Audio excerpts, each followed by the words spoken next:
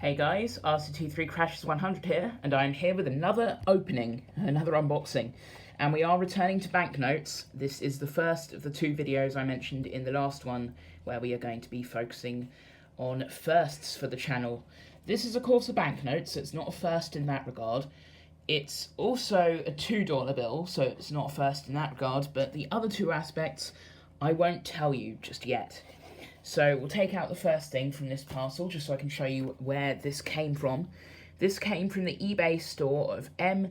Vicid & Co. I think I pronounced that right. They are based in Shrewsbury. As you can see here, Hobsley House, Frodesley, Shrewsbury.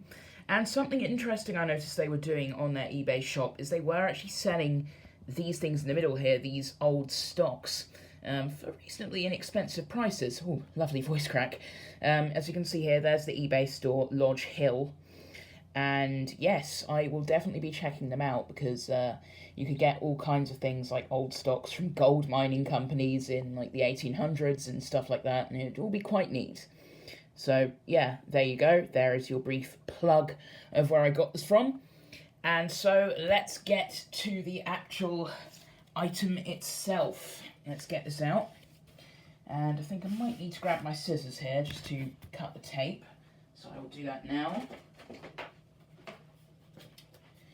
There we go.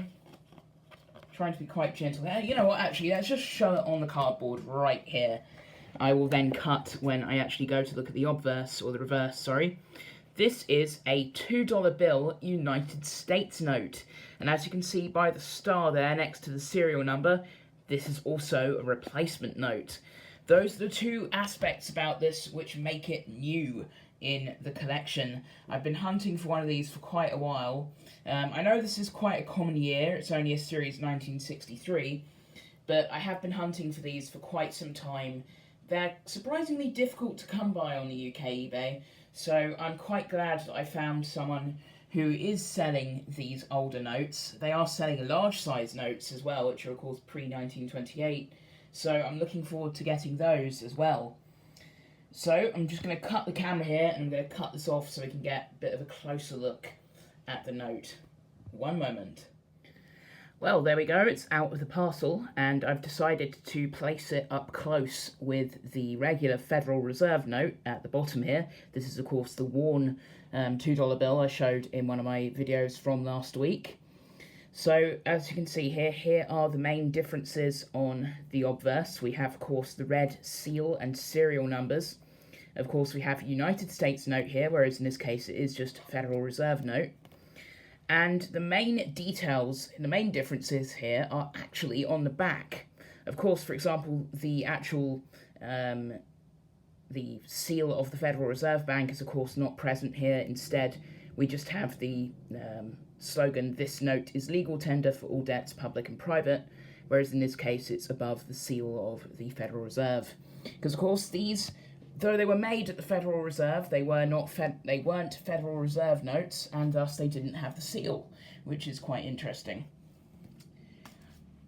So let's go into detail on what these United States notes are.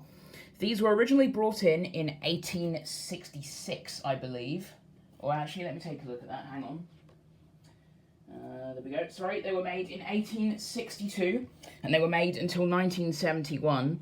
And they were originally brought in to help pay off the debt from the Civil War.